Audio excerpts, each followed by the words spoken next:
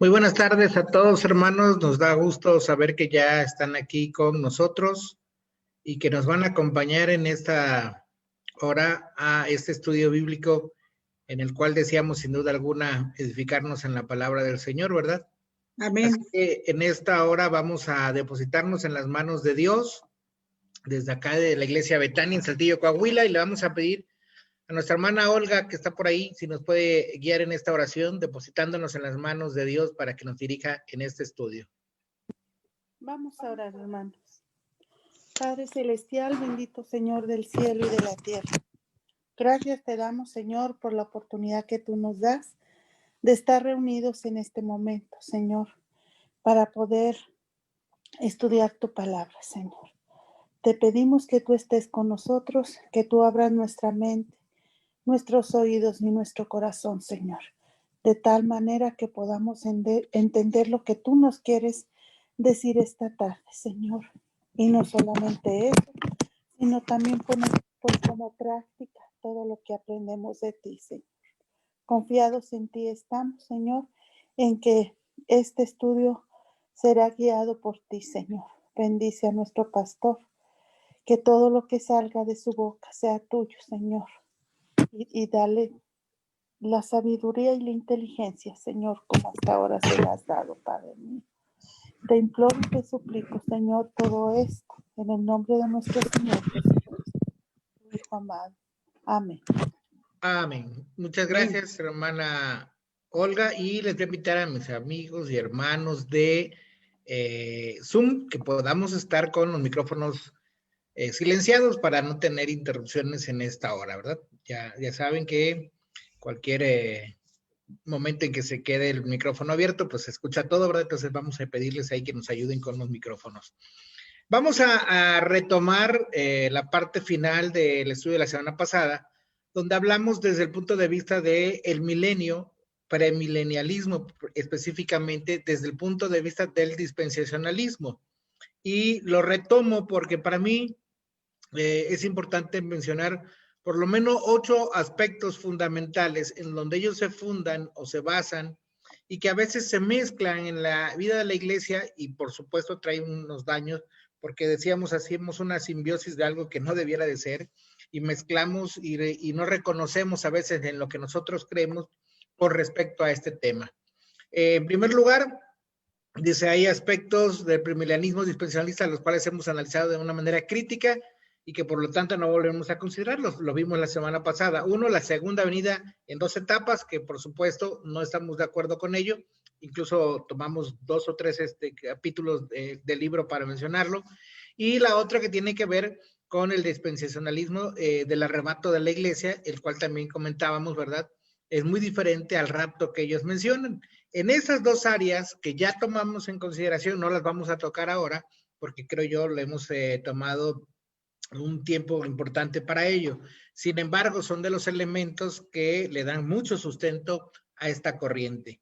Y también lo que vamos a hacer aquí en esta noche es una crítica, fuerte crítica por supuesto, que se limita a 8 puntos en este primer acercamiento de los principales puntos de vista de ellos que describen en el capítulo que leímos la semana pasada, en todo lo que creían. Y basándonos en ello, insisto, 8 enseñanzas a las cuales vamos a tratar hoy de, pues, explicar y también mencionar cuál es nuestro punto de vista.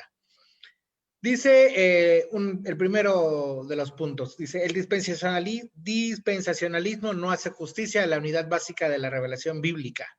¿Por qué decimos esto? Porque lo hemos insistido desde el inicio del estudio. Perdón.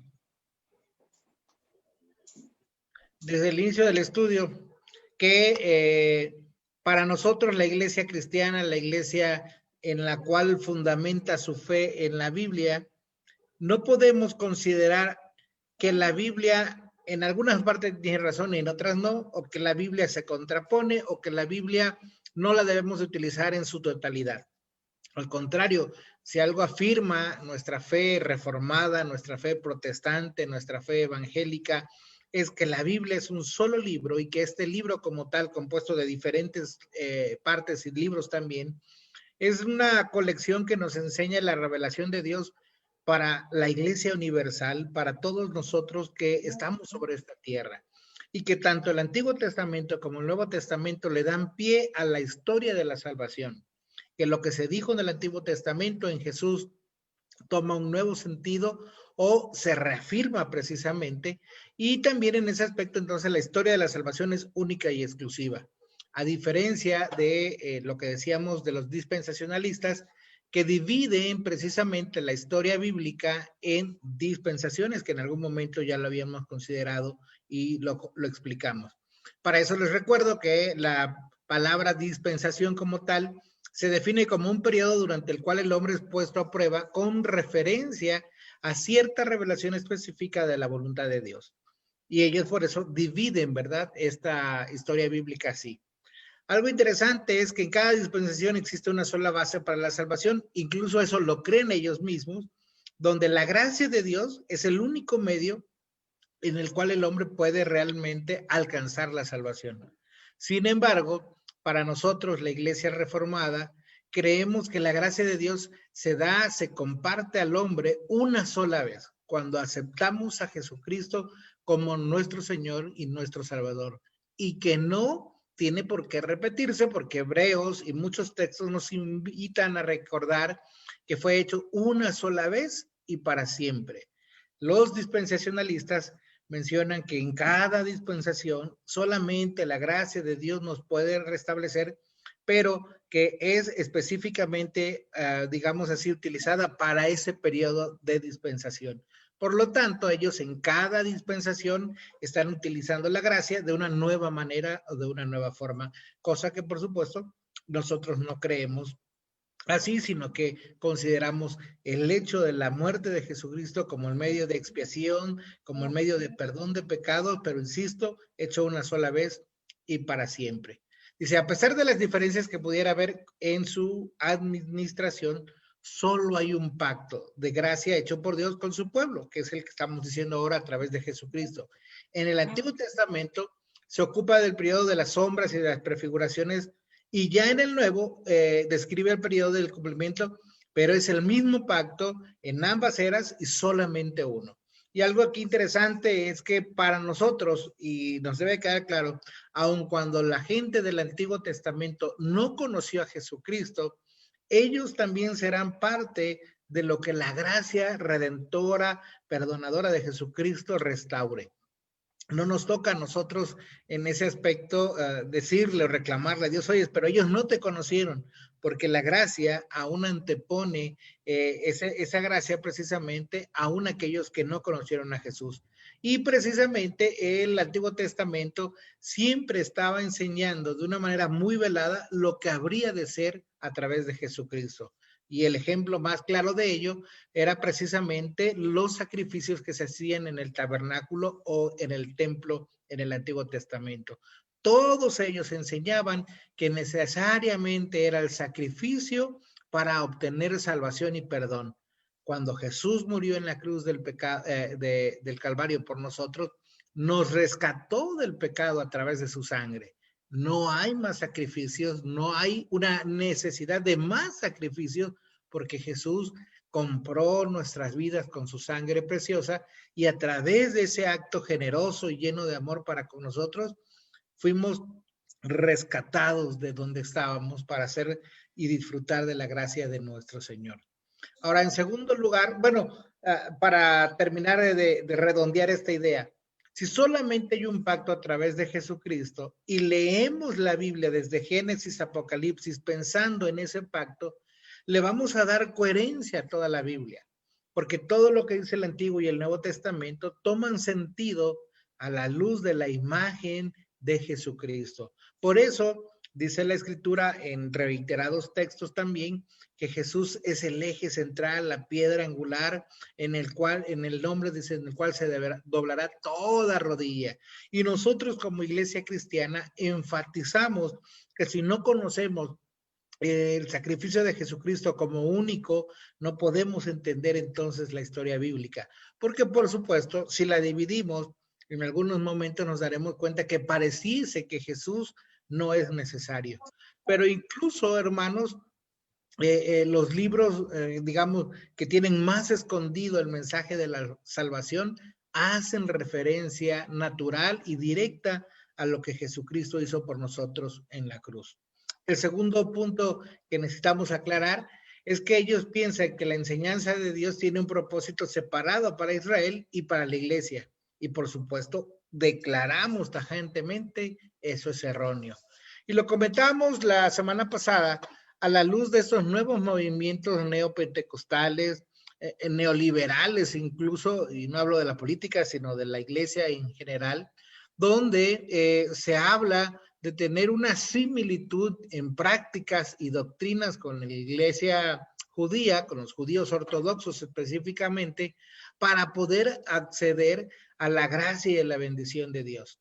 Pero en primer lugar, el término Israel en el Nuevo Testamento se utiliza de modo que incluye a los gentiles y que representa además a toda la iglesia.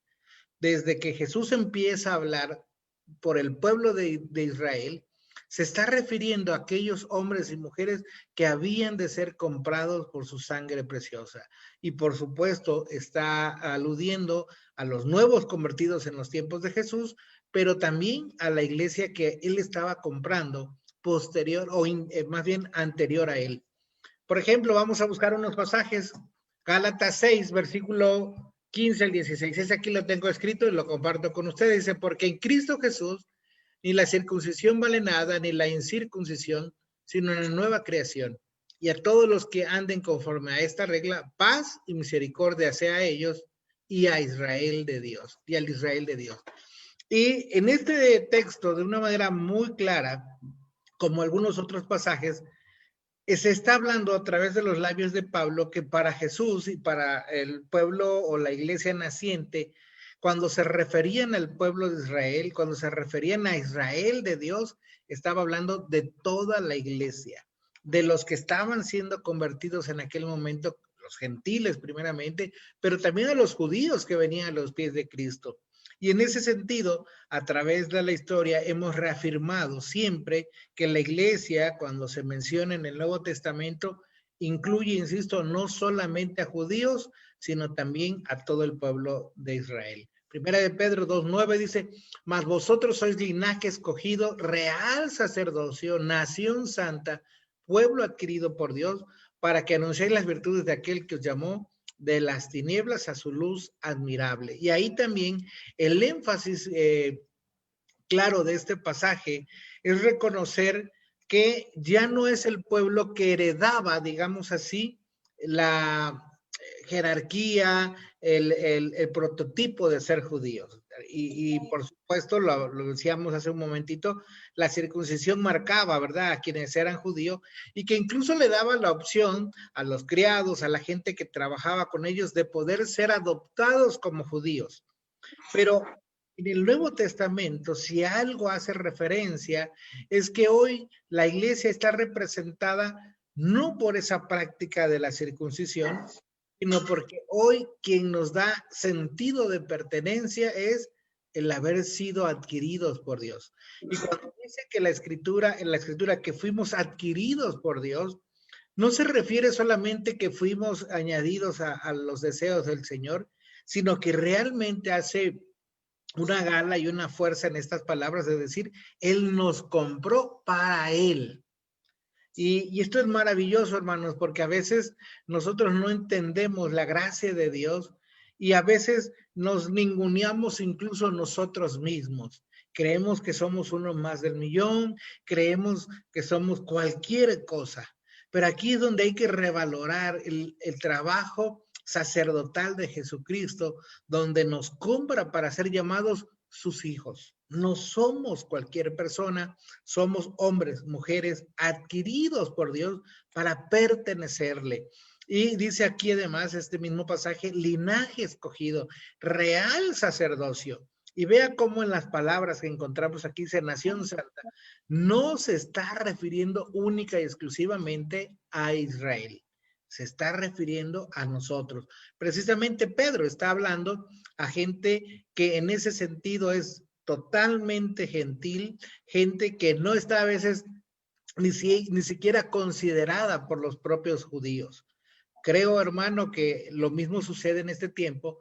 Hay iglesias que pretenden meternos a su entorno de adoración, a su entorno de prácticas litúrgicas, para decirnos, entonces sí perteneces al pueblo de Dios. Pero lo que nos da pertenencia, insisto, no es ninguna de nuestras prácticas, no es ninguno de nuestros actos que pudiésemos presentarle a Dios como dignos, los cuales no son, sino la sangre preciosa de Jesucristo que fue derramada en la cruz del Calvario por nosotros.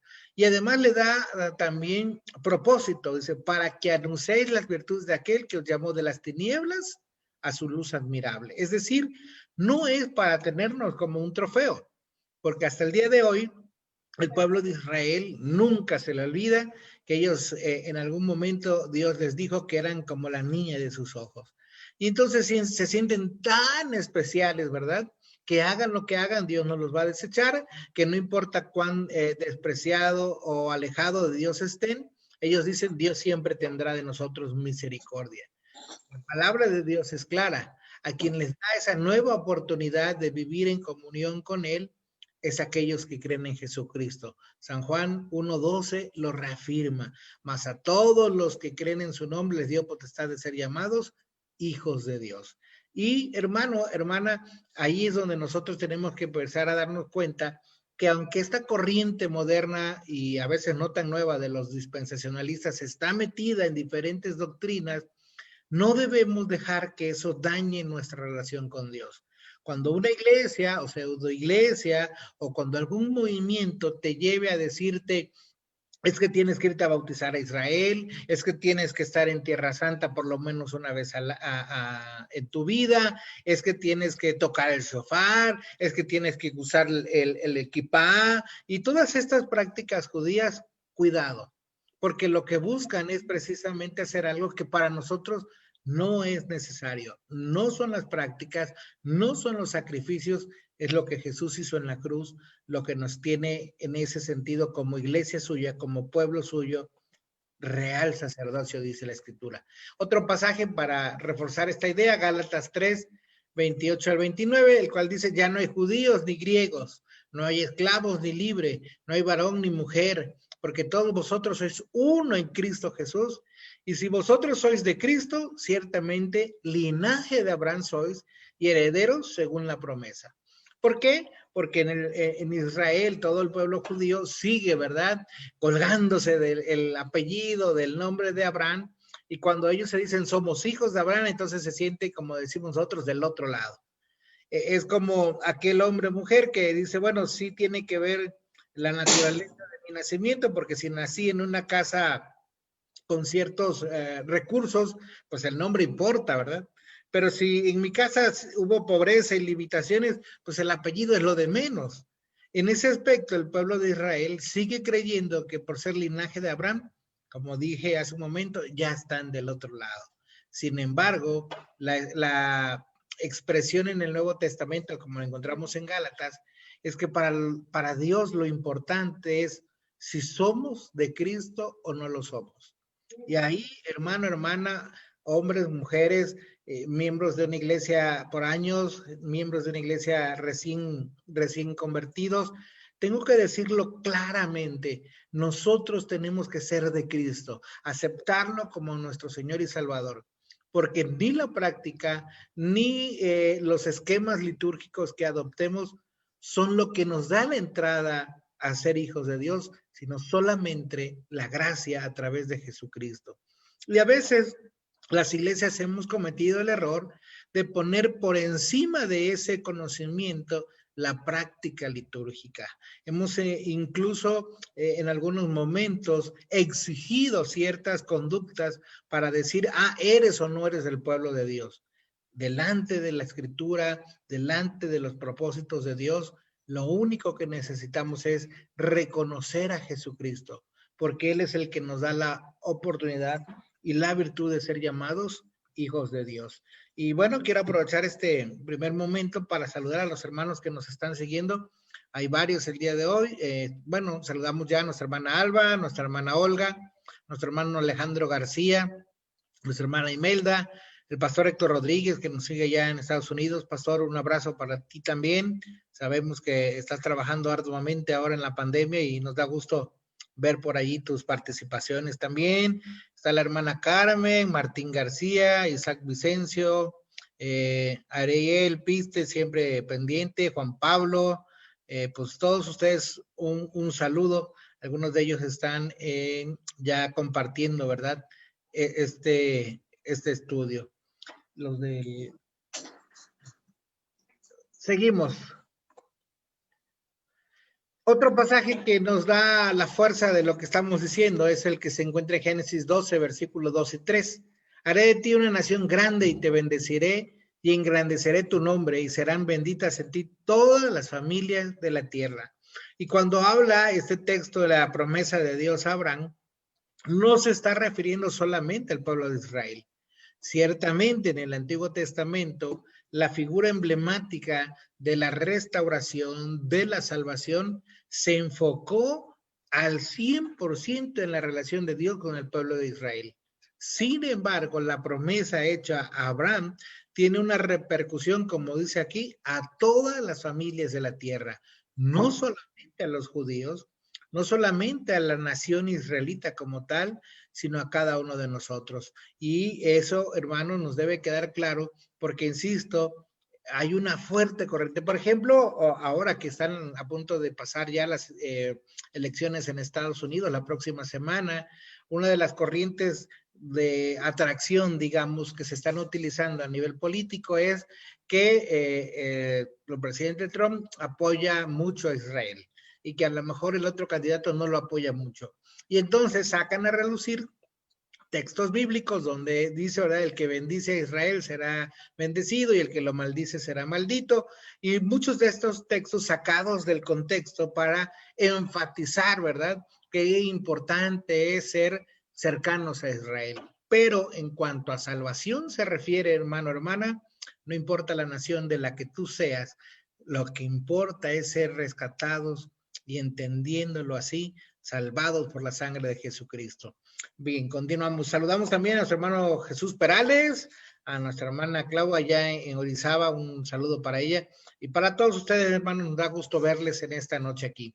Tercer punto que hay que aclarar y redefinir también, aquí es, dice, el Antiguo Testamento no enseña que habrá un futuro reino terrenal de 1000 años, que esa es la bandera que ellos tienen, por eso se llaman premilenialistas, ¿verdad? Porque ellos dicen, es que esto va a ser real, habrá 1000 años antes de la segunda venida total del Señor Jesús.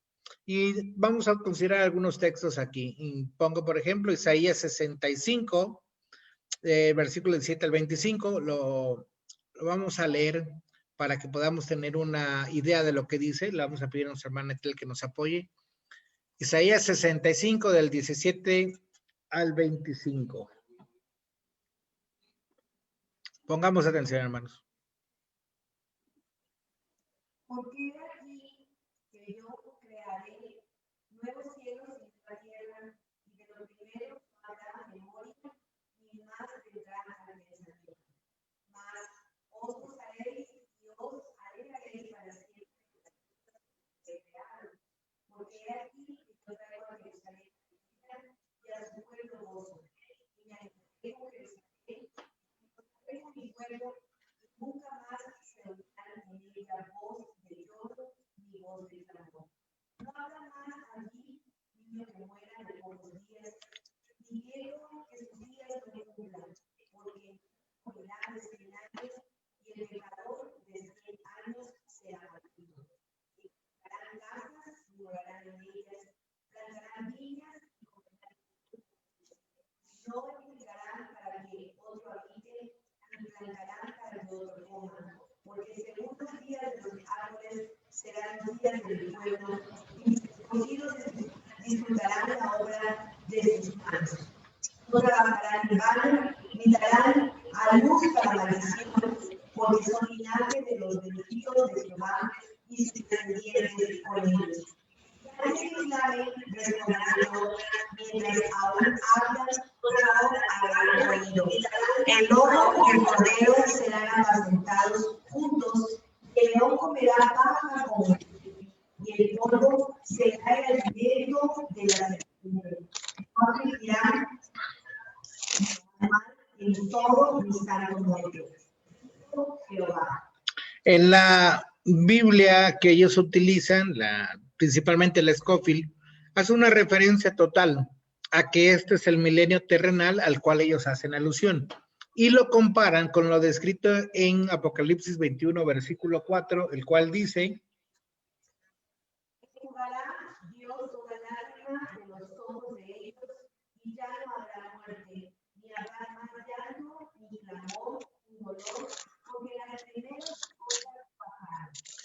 Sin embargo, algo que a simple vista se nota es que lo que dice Isaías en el capítulo 65 está hablando de algo ciertamente temporal en algún preciso momento, cuando está hablando de la restauración de Israel, pero también tiene, por supuesto, una implicación futurista, hablando de las últimas cosas. Y cuando ellos lo comparan con Apocalipsis, chocan, porque si bien es cierto, lo que dice Isaías habla de cambios pasajeros y momentáneos, Apocalipsis, por el otro lado, está hablando de un cambio total y no solamente temporal.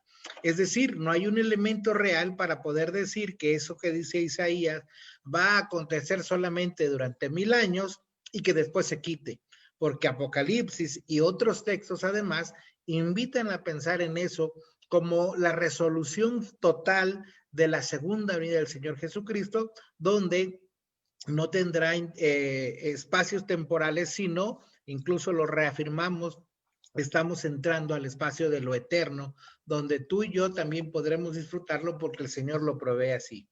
Otro pasaje o muchos pasajes que se utilizan para hablar de ello es Ezequiel capítulo 40 hasta el 48. La Biblia Scofield introduce un encabezado para toda esta serie de pasajes y le ponen ahí el templo del milenio y su culto. Y otra vez, en este pasaje, desde el punto de vista de Scofield, ¿verdad? Está hablando de la temporalidad del templo, del culto mismo, restaurado durante 1000 años, pero que por supuesto nosotros como iglesia protestante, a la luz no tan solo de esos pasajes, sino de toda la Biblia, entendemos que no es lo que está diciendo. Aquí tenemos que recordar que Ezequiel está hablando en tiempos donde el pueblo de Israel había sido expulsado, estaban fuera de las tierras suyas, digamos, y precisamente desde allá donde se encuentran en el exilio, escuchan esto, pero no es una declaración futura solamente para cuando el Señor viniera, como ellos lo describen, en el milenio o en las últimas cosas, sino está hablando también de una restauración que se daría, incluso lo sabemos, un poco después de tiempo. Por eso ponemos aquí que es obvio que estos capítulos describen un glorioso futuro para los israelitas que están en el cautiverio durante el tiempo de Ezequiel y no solamente del milenio. Y posteriormente, pocos años después, precisamente se cumple letra a letra lo que Ezequiel describe para cuando el pueblo de Israel regresa de la deportación. También en el punto 4, ¿sí? Dice, la Biblia no enseña una restauración de los judíos a su tierra en el milenio. Ellos dicen que cuando venga el milenio, ya ven que habrá muchos espacios, muchas diferencias. El pueblo de Israel tiene que venir todos a su tierra prometida. Y si no están ahí, es que no eran del pueblo de Israel. Isaías 11, versículo 11 al 16, ellos la intitulan como establecerá Cristo el reino. Y insisten, ¿verdad? Que está hablando de un reino de 1000 años, pero además de un reino donde Israel estará en el lugar que para ellos dicen merece porque Jesús y Dios así lo reafirman. Sin embargo, vamos a darnos cuenta que no es así. Vamos a leer Isaías 11, del 11 al 16, para tener claro este pasaje a los que ellos hacen referencia. Asimismo, en aquel tiempo, Jehová alzará una vez su mano para cobrar el traje del pueblo que aún quede en Asiria, Egipto, Patros, Yamá y en las costas del mar, y levantará perdón a las naciones y juntará los descargados de Israel y reunirá a los esparcidos de Judá de los 4 confines de la tierra.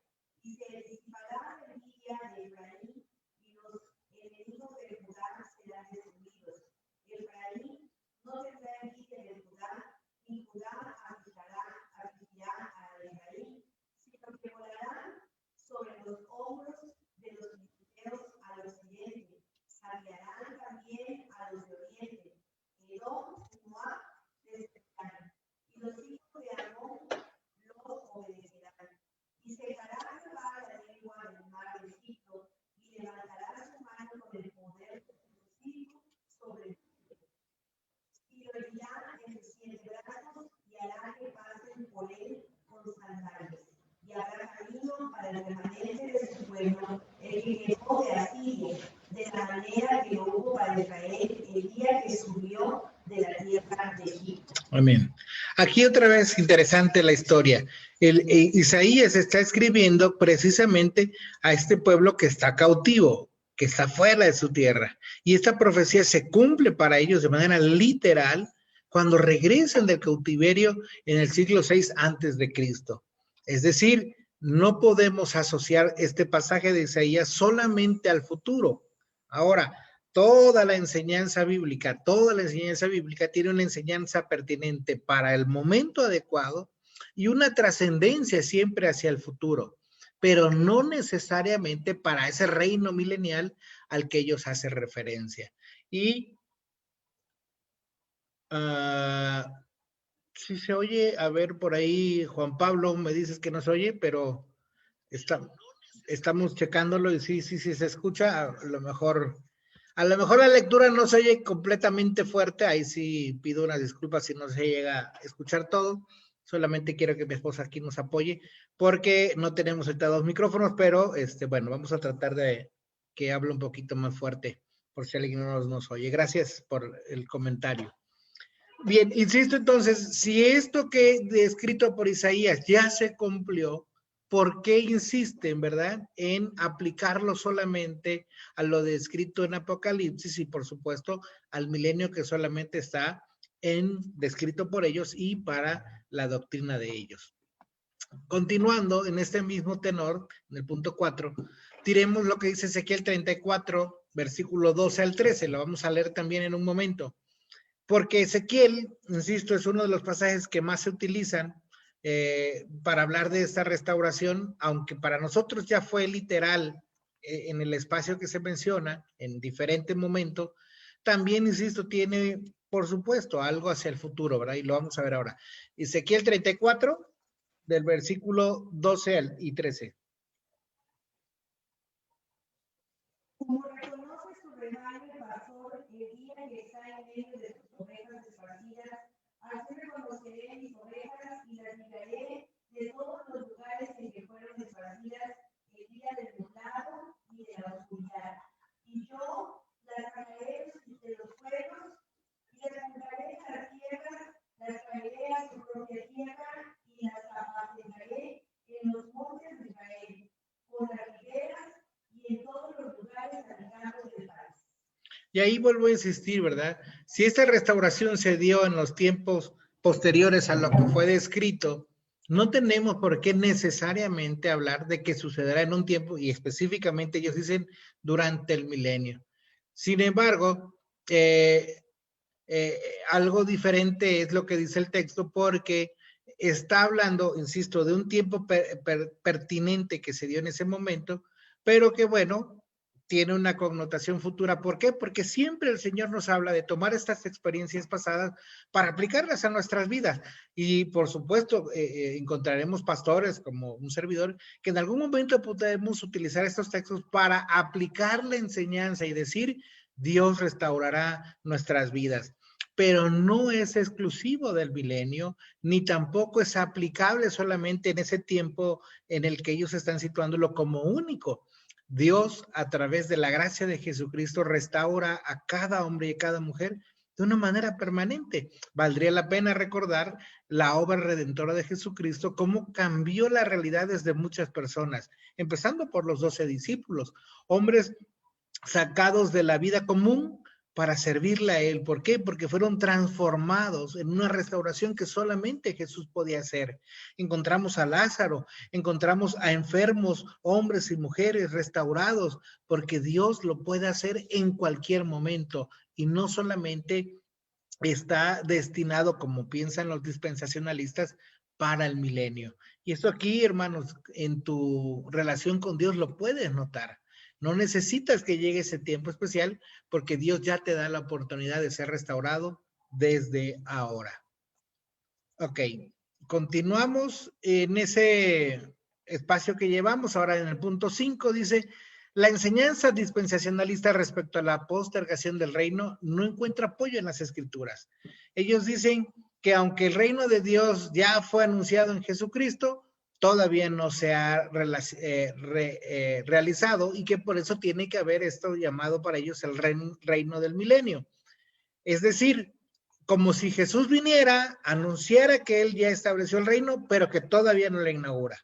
Para nosotros es por el contrario, a través de Jesús, el inicio del reino, y lo venimos diciendo desde que empezamos el estudio, donde por supuesto hay una tensión entre el ya y el todavía no, porque aunque ya Jesús empieza a hablarnos de, digamos, las bendiciones de conocer el reino de Dios entre nosotros, este reino empieza a desplegar su fuerza y poderío hasta la segunda venida, donde sea establecido en totalidad. Ellos dicen, no, no hay reino todavía, el reino será hasta que llegue el milenio. Y lo decía yo hace un momento, si no fuese así, entonces, ¿de qué estaba hablando Jesús cuando predicó? ¿De qué reino cercano estaba haciendo alusión cuando lo predicó él mismo? Y que incluso invitó, ¿verdad?, a la gente, dice, no hagan tesoros en la tierra, sino en mi reino. Y en ese aspecto nosotros siempre hemos dicho que el reino de Dios ya está aquí para disfrutarse aquí. Y tenemos que creerlo, por supuesto, a la luz de la palabra de Dios. Inclusive, por ejemplo, Mateo 28, ¿verdad?, cuando dice la promesa del Señor Jesús que estaría con nosotros todos los días hasta el fin del mundo, está hablando del establecimiento del reino donde el Rey de Reyes y Señor de Señores está con nosotros.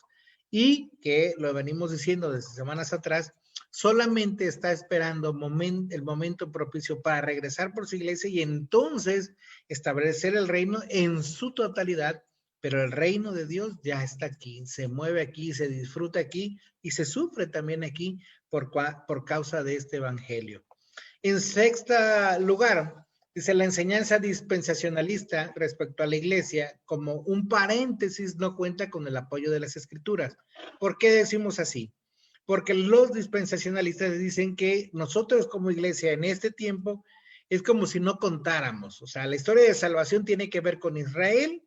Nosotros estamos ahí como que para entretener a Dios, pero que la realidad tiene que darse otra vez esta salvación a través de Israel. Sin embargo, tanto en el Antiguo Testamento como en el Nuevo Testamento encontramos que cuando Dios se refiere a su pueblo, toma en cuenta ciertamente al pueblo de Israel, pero también a los gentiles. Les hacíamos alusión hace un momento incluso de la promesa a Abraham, donde le dice, en ti serán benditas todas las naciones. No dice solamente el pueblo de Israel.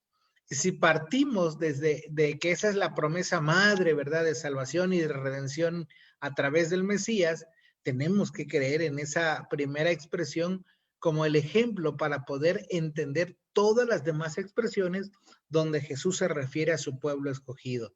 Malaquías 1, versículo 11, vamos a leerlo para entender también cómo en el Antiguo Testamento, insisto, hay estas alusiones, porque tanto en el Antiguo como en el Nuevo, insisto, las bendiciones de salvación es para los judíos, pero también para los cristianos. Malaquías 1:11. Micrófono.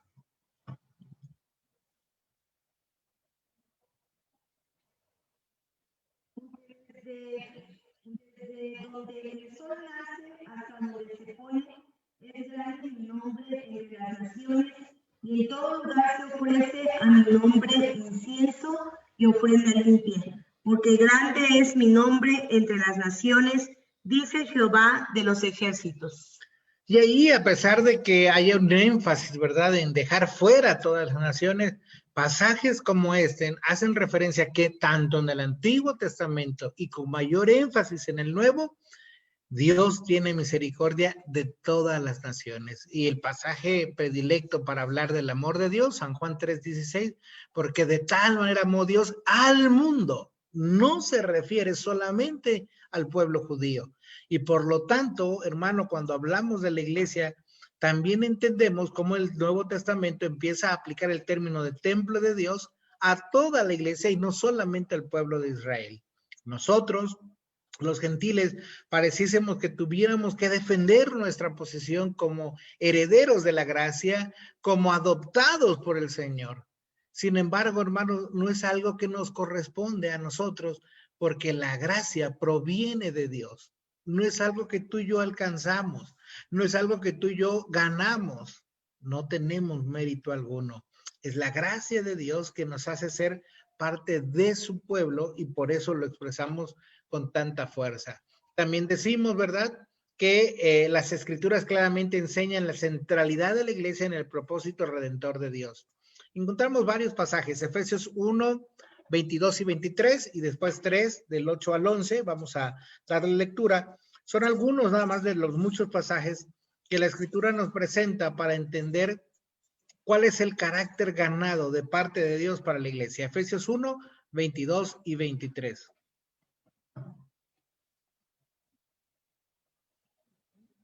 Y 1, 22 y 23. Y sometió todas las cosas bajo sus pies y lo dio por cabeza sobre todas las cosas a la iglesia, la cual es su cuerpo, la plenitud de aquel que todo lo llena en todo. Amén. Y también capítulo 3, versículo 8 al 11. No se refiere, insisto, solamente a los judíos. Está hablando de la iglesia y cuando habla de la iglesia se refiere a todos los rescatados por Jesucristo. Ahora 3, versículo 8 al 11. A mí, que soy menos que el más pequeño de todos los santos, me fue dada esta gracia de anunciar entre los gentiles el evangelio de las inescrutables riquezas de Cristo y de aclarar a todos cuál sea la dispensación del misterio escondido desde los siglos en Dios que creó todas las cosas, para que la multiforme sabiduría de Dios sea ahora dada a conocer por medio de la iglesia a los principados y potestades en los lugares celestiales, conforme al propósito eterno que hizo en Cristo Jesús, nuestro Señor. Pero vea cómo dice en ese texto, va por medio de la iglesia, es decir, la iglesia, lo que ellos quieren desconocer como el eje central donde Dios expresa la salvación, no puede ser quitada porque es allí donde el Señor va a hablar, donde el Señor va a revelar, donde el Señor va a mostrar su gloria. Inclusive más adelante en Efesios, donde encontramos el capítulo 5, en esa relación de un hombre y una mujer para hablar del matrimonio, el ejemplo que se utiliza es precisamente la relación de Dios con su iglesia, la esposa del Cordero, donde Cristo es la cabeza y donde la iglesia es la mujer que se sujeta, pero que además está en comunión con ella para darle sentido, y señorío precisamente a Cristo. Y hermanos, nosotros cuando sabemos ser la iglesia de Dios, el pueblo escogido por el Señor, entendemos, hermanos, que no somos igualmente cualquier cosa. Por eso la iglesia no necesita judaizarse, porque quien nos hace ser la iglesia es el Señor Jesucristo, que nos ha comprado, insisto en ello, y que nos adhiere como linaje escogido y real sacerdocio, recuérdelo usted. También, en séptimo lugar, encontramos dentro de sus doctrinas, dice, no hay una base bíblica para la expectativa que personas serán llevadas a la salvación después de que Cristo regrese. Ellos dicen que después de el milenio, ¿verdad?, habrá otra oportunidad para arrepentirse y entonces ser rescatados para salvación.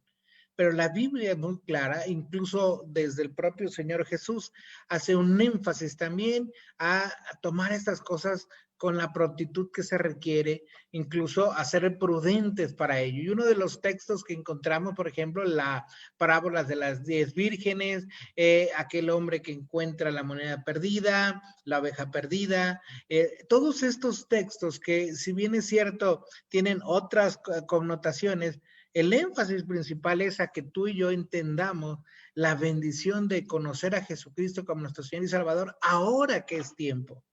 Y la Biblia es clara, habrá otro tiempo donde tendrán comezón, donde tendrán deseos de escuchar y ya no habrá oportunidad.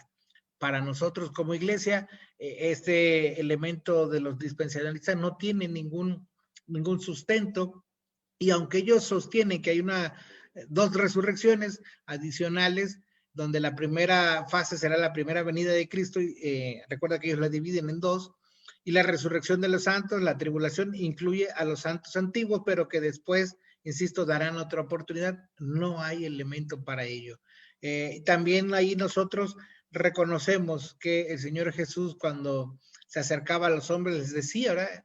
La salvación se ha acercado, pero se ha acercado hoy, no habrá otro tiempo. Y incluso cuando algunos desecharon esa oportunidad, también fue un llorar y un lamento del Señor porque no aprovecharon su tiempo y su momento. Por eso, hermanos, si tú estás cercano a Dios, si tú estás conociéndole y no has tomado una decisión firme para aceptar la gracia del Señor Jesucristo, hoy es el día, porque no hay más tiempo que perder. El Señor nos llama y nos invita a disfrutar de su gracia y de su bendición, y eso es para hacerlo hoy, porque el futuro está solamente en las manos de Dios, y si Él nos está dando la oportunidad, es para bendecirnos desde ahora. También dice en este mismo sentido, todo el Nuevo Testamento habla de la oportunidad de recibir a Jesús como nuestro Salvador, y nunca en pasaje alguno de un tiempo después de su segunda venida. No hay ni un solo pasaje que hable que después de la segunda venida habrá otra oportunidad. Al contrario, creemos, confesamos que en esa segunda venida se instaurará también el juicio, ¿verdad? Para aquellos que no le conocieron. Y recuerda, el Señor está dejando que crezcamos juntos el trigo y la cizaña, pero dice claramente que cuando Él venga, la cizaña será quitada y enviada al infierno, a donde se quemará, ¿verdad? Y hace una alusión ahí sí muy clara, ¿verdad? De aprovechar el tiempo y no esperes y no demos pauta, ¿verdad? A que este tiempo llega sin haber aceptado a Jesucristo como nuestro Señor y Salvador. Por el contrario, si tú has tenido el privilegio de conocer de Dios, yo te digo, tu tiempo es ahora. Si Dios te está hablando, está pasándote como a Jeremías. Jeremías se resistía al llamado de Dios. Incluso uno de los textos predilectos que encontramos en la Escritura es el que dice, ¿verdad? Y quise sufrirlo y no pude, porque era como un fuego dentro de mí.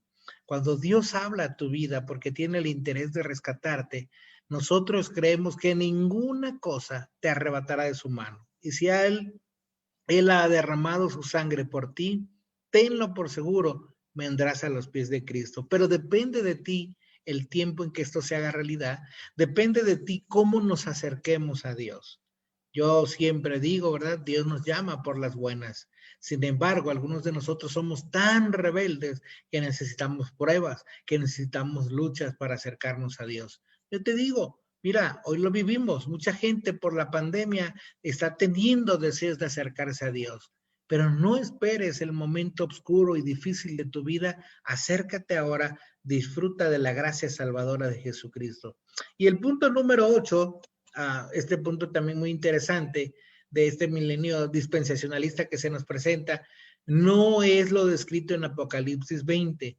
Aunque ellos tienen este capítulo y estos versículos como referencia fundamental del milenio, la realidad es que no es lo que está describiendo el texto. Y ahí es donde hemos nosotros también corroborado toda la Biblia para decir que el sistema o la forma figurativa que tiene de hablar Apocalipsis, ¿verdad? En ese género literario de imágenes, de figuras que ilustran algo, no hay nada, ningún elemento que nos invite a hacerlo textual. El propósito del reino terrenal del milenio de Cristo es el de cumplir promesas hechas a Israel, según ellos, hasta ahora no cumplidas. Por supuesto, también reafirmamos esa tarea. Sin embargo, como hemos visto, ningún texto hace referencia directa solamente a esto. Es decir, para ellos, esto es exclusivo, ¿verdad? Del milenio, y lo que está fuera del milenio, entonces no tendrá oportunidad de suceder. Pero también lo que están diciendo es, si esto no sucede, entonces estaríamos diciendo que Dios es un mentiroso. Nosotros sí creemos que habrá restauración y que las promesas pendientes se van a cumplir.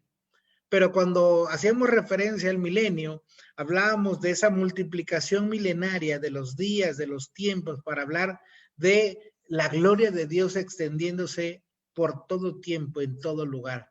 Y Apocalipsis constantemente hace esa alusión a pensar en el Dios de la gloria eterna, el cual no tiene un parámetro, digamos, de tiempo de caducidad, sino Él es Él siempre ha sido y siempre será, porque es Dios. Y precisamente en Apocalipsis encontramos esa frase de el alfa y el omega, el principio y el final, lo cual no está dividido en estos espacios, mucho menos en este milenio como esta corriente invita a creer.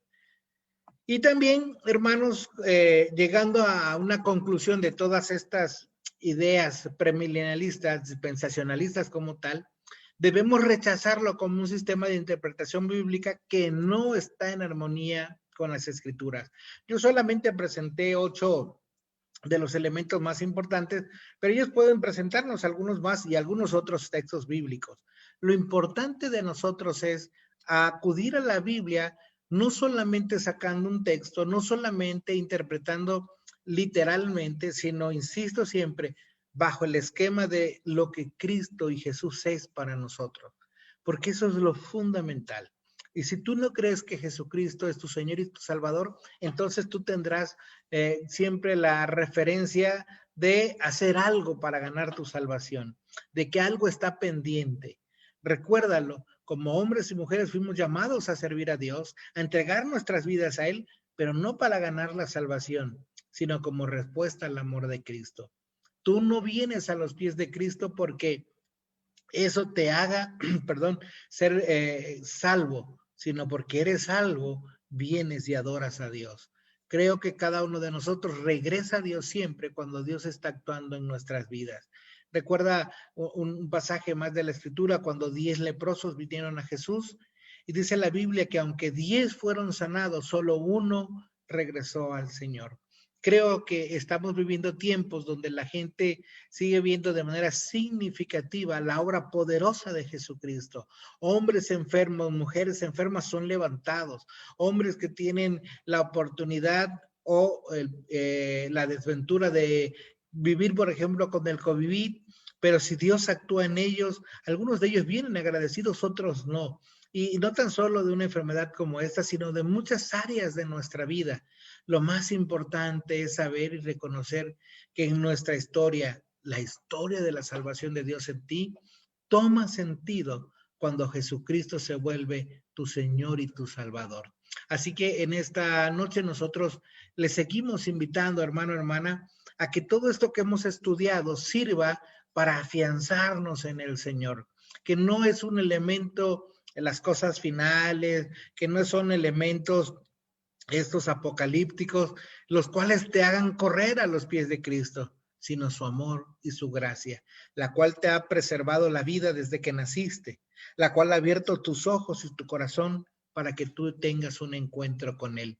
Y si todas estas circunstancias y momentos sirven para que tú conozcas de Jesucristo, gloria a Dios, porque reafirmamos, no necesitas un milenio ni una segunda oportunidad. Hoy la salvación ha venido a tu casa como el Señor lo hizo en muchas experiencias mientras estuvo en la tierra. No sé si alguien tenga alguna duda, algún comentario.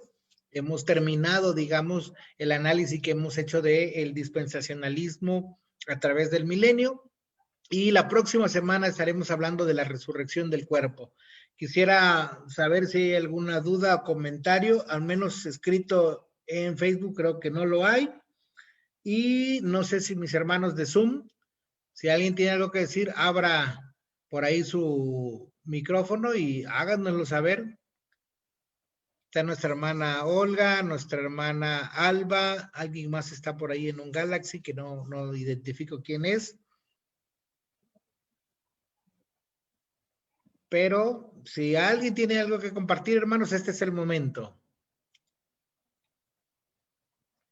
Bien, pues creo que no. Espero que de verdad hayamos pues aprendido un poco más, insisto, de estas corrientes que a veces confunden a la iglesia y que, insisto, algunas corrientes de iglesias nuevas sobre todo, adoptan a veces sin conocer a ciencia cierta lo que el Señor tiene para nosotros. Si no hay ningún otro comentario, vamos a despedirnos en oración y le vamos a pedir a nuestra hermana Alba, si está por ahí, que nos pueda llevar a Dios en esta oración. ¿Sí se oye? Sí, adelante, hermana. Nuestro Dios, Padre Todopoderoso, alabado y glorificado sea tu bendito nombre. Te damos muchas gracias, Señor, por la edificación que has dado a nuestras vidas. En tu enseñanza, Señor, que tú eres Cristo, nuestro Salvador, desde el tiempo, Señor, desde antes de que nuestro cuerpo fuera formado en el vientre de nuestra madre, tú ya nos habías escogido, Señor, para ser tus hijos, para ser tu pueblo. Gracias, Señor, porque a través de tu enseñanza, oh Dios, tu reino, Señor, está en medio de nosotros. Gracias, Señor, porque tú vives y existes y eres glorificado, Señor, aquí en la tierra. Sabemos, Padre, que tu venida, tú nos dijiste, Señor, que estarías con nosotros hasta el fin del mundo y que nada nos arrebatará de tu mano, Señor. Que todo lo que tú nos has enseñado, Señor, estemos confiados y esperanzados en tu segunda venida, Señor, cuando tú vendrás, no a juzgarnos por nuestros pecados, porque tú ya moriste por ellos en la cruz, Señor, tú ya nos salvaste de nuestros pecados, sino, Señor, a que veamos por qué no hemos creído y confiado, Señor, en ti, por qué no hemos hecho lo que tú nos has enseñado que debemos hacer, predicar todo lo que de gracia recibimos. Gracias, Señor, por esta salvación tan grande. Gracias por tus enseñanzas, Señor. Y afiánzanos, Señor, en esta fe, que nada, Señor, nos arrebatará de tu mano, que somos tu pueblo, que estamos gozando, Señor, y disfrutando de la bendición de tu reino. Sabemos que tú, Señor, eres poderoso y que en todo momento, Señor, nos has enseñado que no es fácil, Señor, aceptar en nuestra mente finita, Señor, tantas bendiciones que tú pones a nuestros ojos y nosotros nos distraemos y no vemos tus maravillas y las grandes cosas que has hecho en medio de nosotros. Abre nuestros ojos, Señor, abre nuestra mente, abre nuestro corazón, Señor, para que la comunión contigo, día a día, Señor, disfrutemos de este reino y esperando, Señor, tu segunda venida para gozar la vida eterna. Confiamos, Señor, en tus promesas de que estarás con nosotros hasta el fin del mundo. Gracias, Padre, Hijo y Espíritu Santo, Señor, porque en esta bendita Trinidad nos sostenemos, existimos y todo, Señor, es para honra y gloria de tu nombre. En Cristo Jesús, Señor, sigue afianzando estas enseñanzas. Amén. Amén. Gracias, hermana Alba, y gracias a todos por acompañarnos en esta hora. Recuerden, si alguien tiene alguna duda, algún comentario, puede escribirnos y con gusto lo estaremos respondiendo en su momento. También les recordamos, este domingo tenemos una celebración especial en nuestra iglesia. Estamos celebrando ya 131 años de la gracia y bendición de Dios sobre nosotros en la iglesia Betania en Saltillo, Coahuila. Así que todos ustedes están invitados a ese culto de acción de gracias que estaremos haciendo en línea, en el cual sin duda alguna Dios seguirá orando a nuestras vidas. Y ustedes son los invitados especiales. Si alguien tiene algún amigo, alguna amiga, invítelo de verdad a que escuche este mensaje este domingo, porque será un culto precioso de alabanza y adoración, pero también con un mensaje especial de que Dios sigue actuando y obrando en nuestras vidas y sobre todo mostrando salvación como lo ha tenido a lo largo de estos 131 años. También les invitamos el viernes a las 7 de la noche, tenemos nuestro tiempo de oración. Y mientras todo esto pasa, deseamos que la gracia de Dios sea sobre todos y cada uno de ustedes. Nos despedimos desde la iglesia Betania, aquí en Saltillo, Coahuila, deseando que el Señor les bendiga grandemente. El Señor sea con ustedes. Amén. Dios le bendiga, pastor. Amén.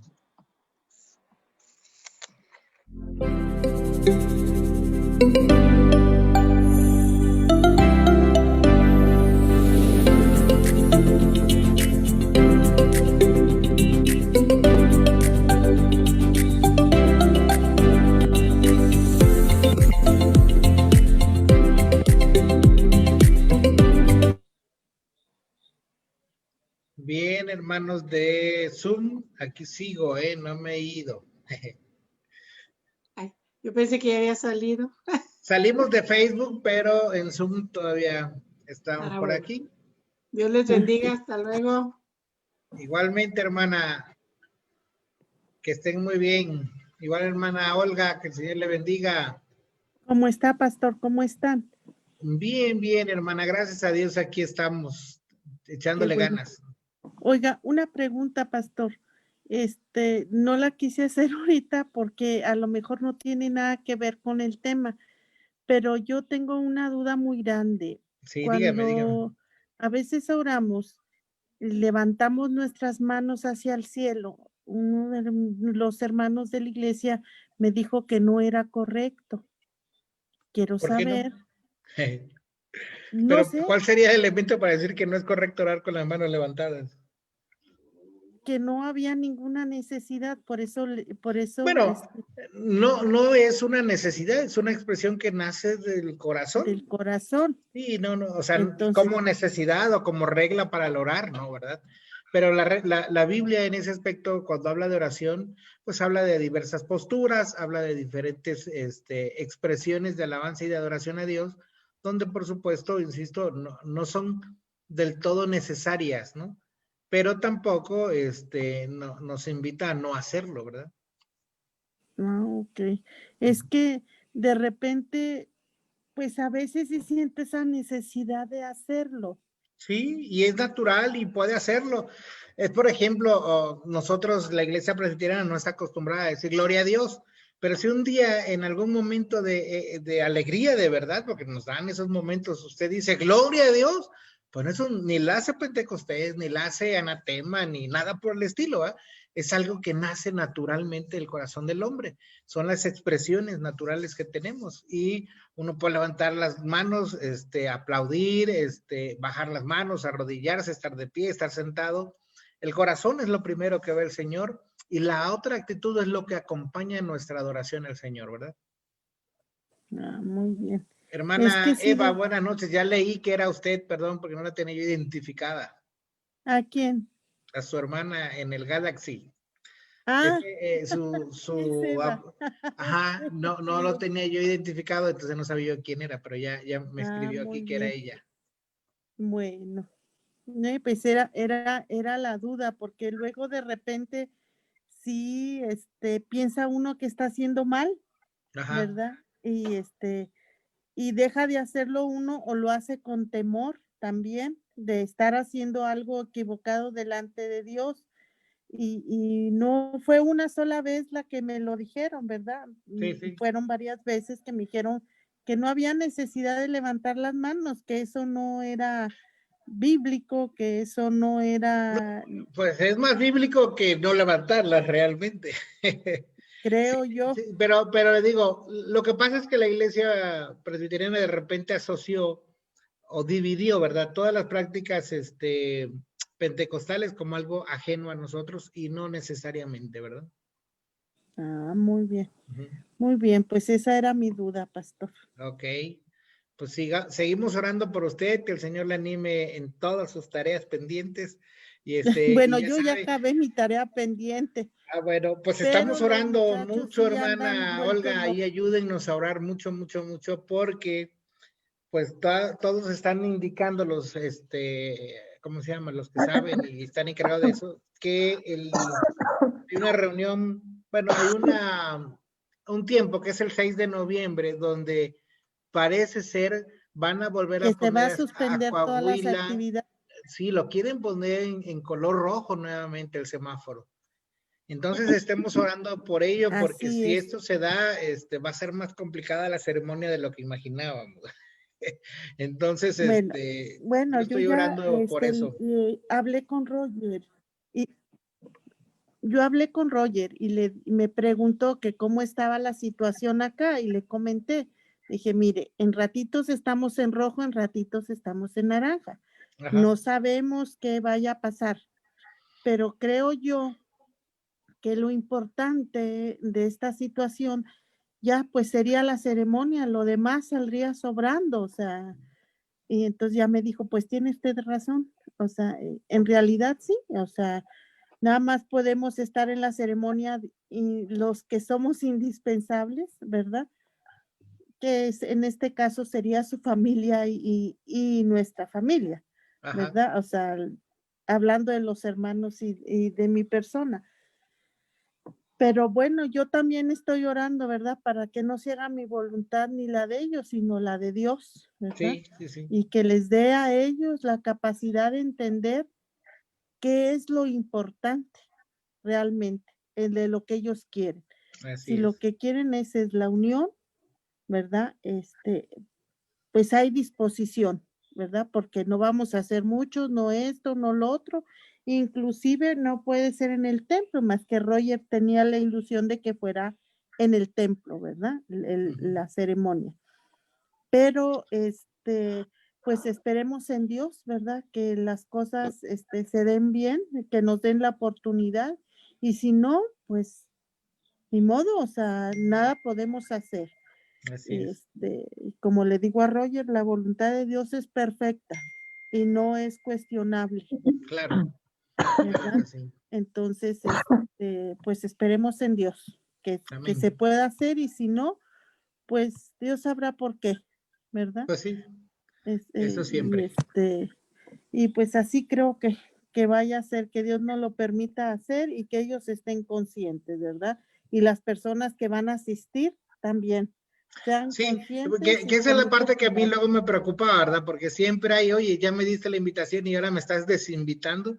Pues sí, o sea, eso no depende de nosotros, pero puede suceder, ¿verdad? Que en Así algún es. momento, aunque se hayan repartido las invitaciones, pues se diga que siempre, ¿no? ¿Verdad? Pero bueno, vamos a esperar, esperemos que el Señor tenga también gracia y Sí, porque misericordia yo de hecho mostrándose. también para la despedida, yo también les comenté, ¿verdad? En algunas personas, miren, si en caso de que que estemos en semáforo rojo, pues cambiaríamos la situación, lo Ajá, hacemos de carros, ¿verdad? Que vayan pasando y todo eso. Pero no fue así, ¿verdad? O sea, sí se permitió hacer la reunión. Pero pues las personas invitadas tienen que entender los riesgos que se corren, y no es un juego, o sea, claro. en algunos se va la vida, Sí, ¿verdad? sí, Y sí. eso tienen que entenderlo, que hay cuerpos que resisten y cuerpos que no. Entonces, tienen que entender las cosas, ¿verdad? Sí.